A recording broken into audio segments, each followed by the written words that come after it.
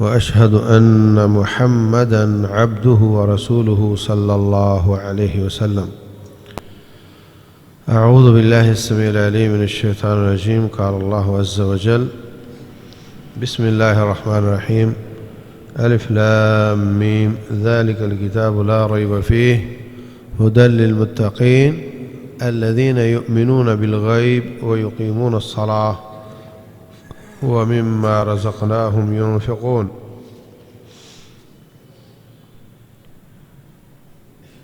الف لام میم یہ کتاب، اس میں کوئی شک نہیں، یہ متقین کے لیے ہدایت ہے، وہ جو غیب پر ایمان لاتے ہیں اور نماز قائم کرتے ہیں اور اللہ کے راستے میں خرچ کرتے ہیں۔ ایمان بالغیب کیا ہوتا ہے؟ ایمان بالغیب کا معنی یہ ہے کہ جو چیزیں ہم دیکھ نہیں سکتے، جن کا ادراک نہیں کر سکتے، محض اللہ اس کے رسول صلی اللہ علیہ وسلم کے فرمانے پر مان جانا۔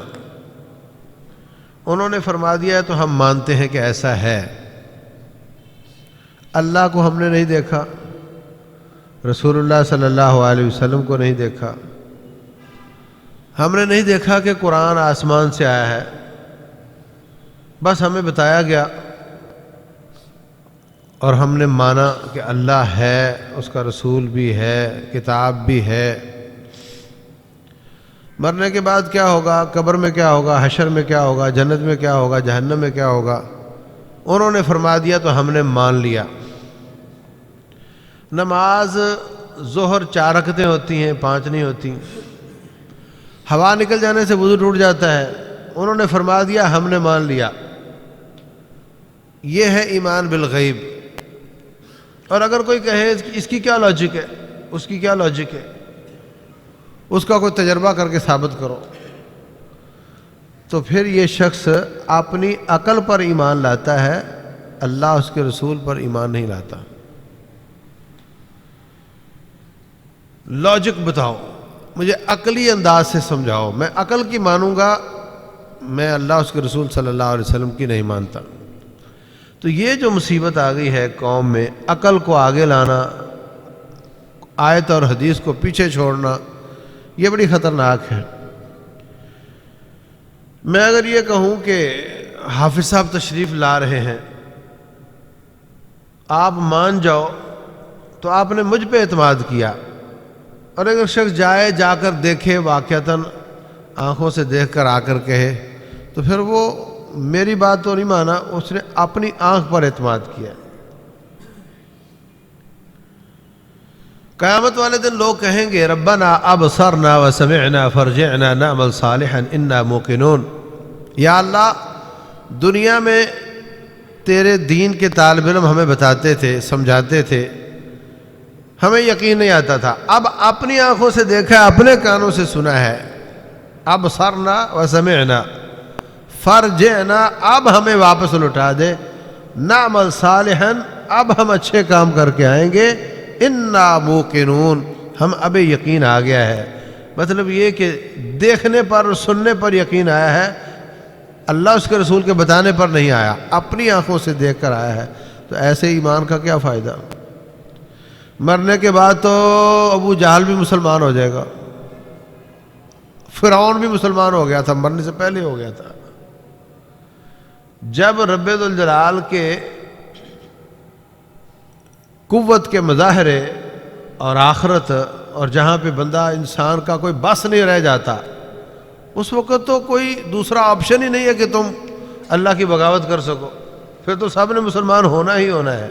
بات تو یہ کہ آج جب دونوں آپشن موجود ہیں، اس وقت ان کی بات مانتے ہوئے انسان ایمان لے آئے۔ ڈاکٹر کہہ دے کہ سوتے وقت منہ دھونا چاہیے اور برش کرنا چاہیے، تو بولے ہاں بالکل ٹھیک ہے۔ نبی صلی اللہ علیہ وسلم فرما دے مسواک کرنی چاہیے اور وضو کر کے سونا چاہیے، اس پر یقین نہیں آتا۔ تو یہ ایمان کی کمزوری ہے۔ پھر ایک اور مصیبت ہے، ایک ہی چیز کو اللہ اس کا رسول فرما دیں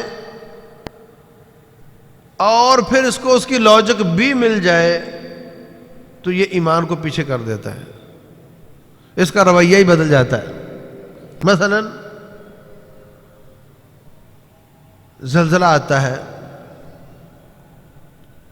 اللہ تبارک و تعالیٰ بتاتا ہے کہ میں جو چاہوں کر سکتا ہوں، یہ سب چیزیں میرے سامنے کچھ نہیں ہے۔ ایک پلیٹ میں تھوڑی سی دال پڑی ہو، تھوڑی سی چینی پڑی ہو، تھوڑی سی چاول پڑے ہوں، تو اس کو ہلاؤ پلیٹ کو تو کیا ہوتا ہے؟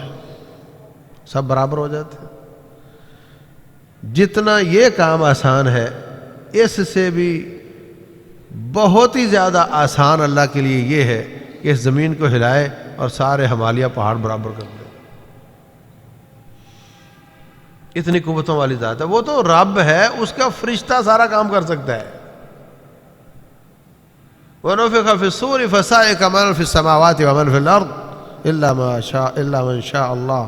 فرمایا کہ ایک فرشتہ ایک سور میں پھونک مارے گا، ساتوں زمینوں اور ساتوں آسمان کی ساری مخلوق تباہ و برباد ہو جائے گی، اور اس کا رب پھر اللہ ہے۔ یہ تو مخلوق کی طاقت ہے۔ تو زلزلہ آتا ہے، تم اللہ تعالیٰ سے ڈرو، اللہ توبہ کرو، معاملات سیدھے کرو اپنے۔ کہتا ہے نہیں، لاجک یہ کہتی ہے کہ زمین کے نیچے پلیٹیں ہوتی ہیں اور وہ پلیٹ ہل جائے تو پھر زلزلہ آ جاتا ہے، یہ تو کوئی بڑی بات نہیں، مجھے پتہ ہے فلاں علاقے کی پلیٹیں اس طرح کی ہیں، فلاں علاقے کی پلیٹیں اس طرح کی ہیں، وہاں زلزلہ آ سکتا ہے، وہاں نہیں آ سکتا۔ یہ تو کوئی لاجیکل بات ہے، یہ تو کوئی ایمان لانے والی بات ہی نہیں ہے، نہ اللہ سے ڈرنے کی کوئی بات ہے۔ سورج اور چاند کو گرہن ہو جاتا ہے، رسول اللہ صلی اللہ علیہ وسلم گھبرائے ہوئے ہیں، پریشان ہیں، ایمرجنسی میں اعلان کیا سب آ جاؤ، مسجد میں آ گئے، اللہ کی عبادت شروع کر دی، نماز کسوف شروع کر دی، اتنی لمبی نماز کہ جب تک سورج یا چاند گرہن باقی رہے نماز جاری رہے۔ لیکن ہمارے لوگوں کو پتہ ہے کہ یہ ایسے ایسے زمین گھومتی ہے، ایسے ایسے آسمان گھومتا ہے، یا کیا ایسے ایسے چاند گھومتا ہے یا سورج گھومتا ہے، تو وہ گھوم گھوم کر اس کے آگے آ جاتا ہے تو وہ گرہن ہو جاتا ہے۔ یہ تو کوئی ڈرنے کی بات ہی نہیں ہے، یہ تو لاجیکل بات ہے، ڈرنے کی کون سی بات ہے؟ تو آپ دیکھو ایک ایک بات میں عقل کو دین کے، عقل کو رب کے مقابلے میں کھڑا کیا جاتا ہے۔ حالانکہ رسول اللہ صلی اللہ علیہ وسلم بہت زیادہ خوف زدہ ہو جاتے، عبادت کرتے۔ تو عزیز بھائیوں، جب بھی خسوف یا کسوف ہو، یہ سنت مٹتی جا رہی ہے، ہمیں نماز پڑھنی چاہیے۔ نماز پڑھنے کا طریقہ یہ ہے، اس میں کم از کم 2 قیام، 2 رکوع، 2 سجدے ہوتے ہیں ایک رکعت میں۔